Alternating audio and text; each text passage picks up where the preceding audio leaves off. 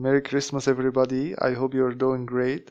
I just wanted to give you a little gift and celebrate Christmas with you. That's why I made this video. In this video, I'm going to explain a little story from the Gospel of Luke, chapter 1, verse 30 and 31. Let's get started. فقال لها الملاك لا تخافي يا مريم لأنك قد وجدت نعمة عند الله وها أنت ستحبلين وتلدين ابنا وتسمينه يسوع. Let's start with the first sentence. فقال لها الملاك. The first word consists of two parts. The first part is the character fe, and this character gives the feeling or the meaning of subsequent events. So it means what happened next is that, or it simply means then. The next part of this sentence is the verb قال. This verb is in the past tense and it is conjugated for the pronoun he. Let's take some other conjugations. أنا قلت هو قال هي قالت. In our sentence we used this form, that's why I knew it is conjugated for the pronoun he. So the first word of this sentence is فقال and it means then said. The second word also consists of two parts. The first part is the preposition to. The second part is the pronoun hear. So the word laha means to hear. In English, all sentences start with the subject, but the Arabic language is very flexible when it comes to the structure of a sentence or the order of the parts of speech. As you can see, the subject is moved to the end of this sentence and the sentence starts with the verb. So it is expected that the final word is the subject of the sentence. It also consists of two parts.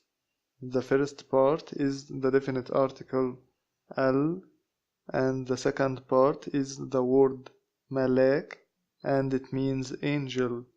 So the word al-malak means the angel, and this is the subject of the sentence.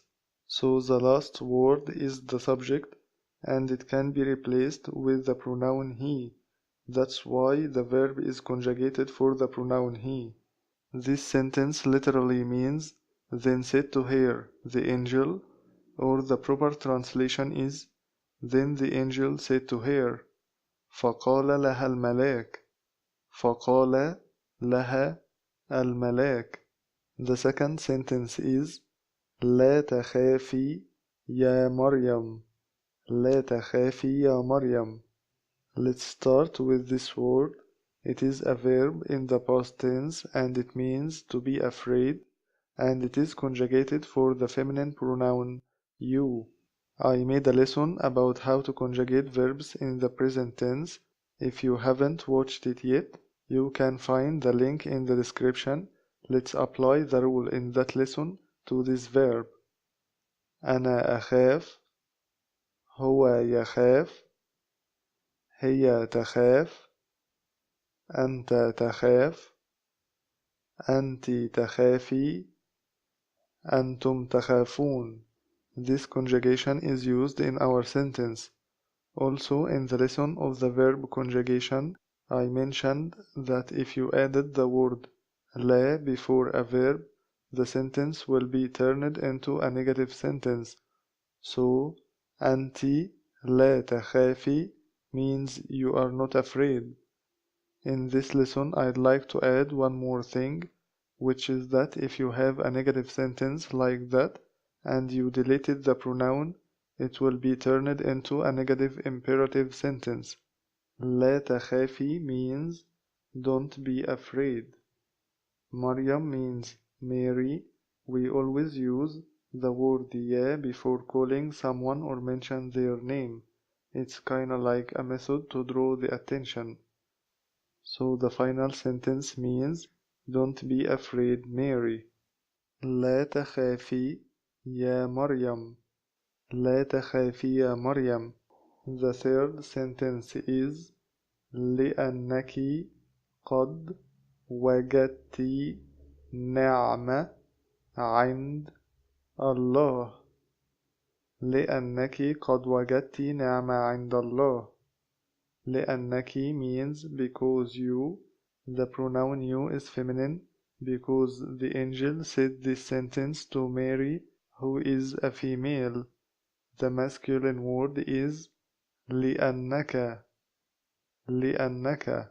The meaning of the word قد depends on the tense of the sentence, so it is used with the past tense to confirm the meaning, and it can be used with the present tense to express doubt.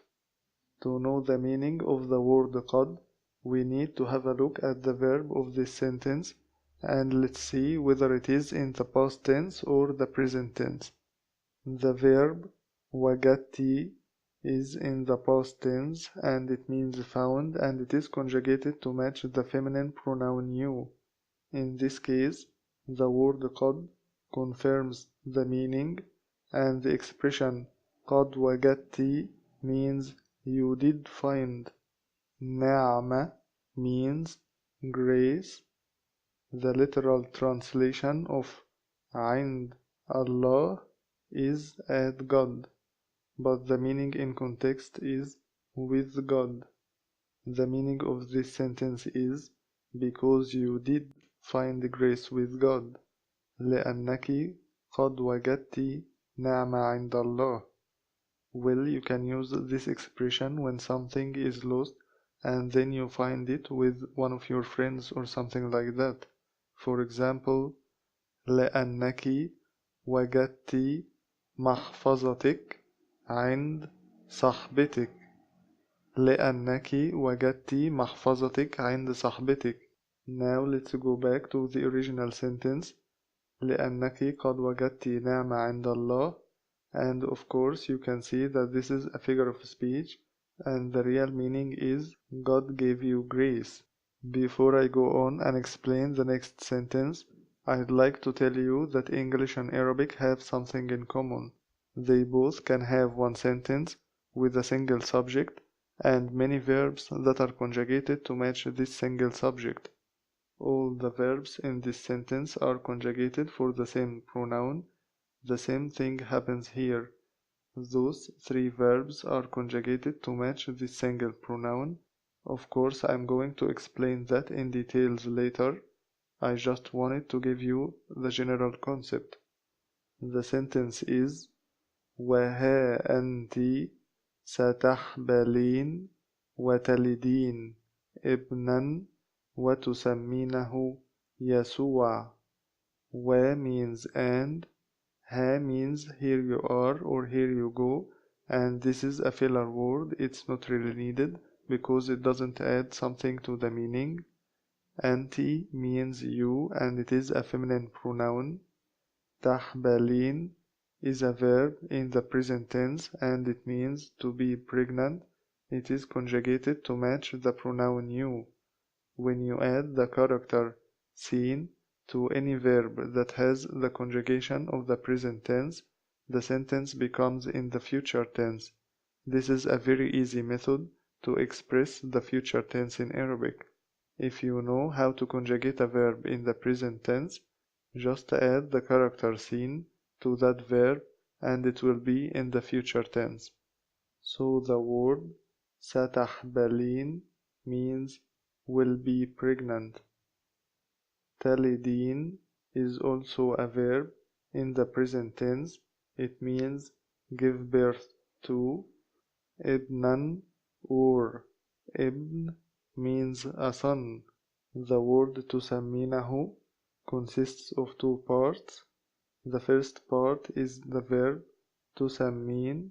It is conjugated for the feminine pronoun you, and it means to name or to call someone or something. The second part is the pronoun him. So the word تسمينه means to name him or to call him. Yeshua means Jesus.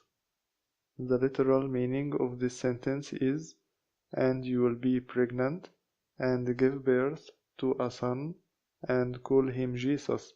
The proper translation is, and you will be pregnant and you will give birth to a child and you will call him Jesus. This is the end of the Christmas story, and I'm going to read it once again. فقال لها الملاك لا تخافي يا مريم لأنك قد وجدت نعمة عند الله وها أنت ستحبلين وتلدين ابنا وتسمينه يسوع. Thank you for watching this lesson. Enjoy your Christmas and God bless you.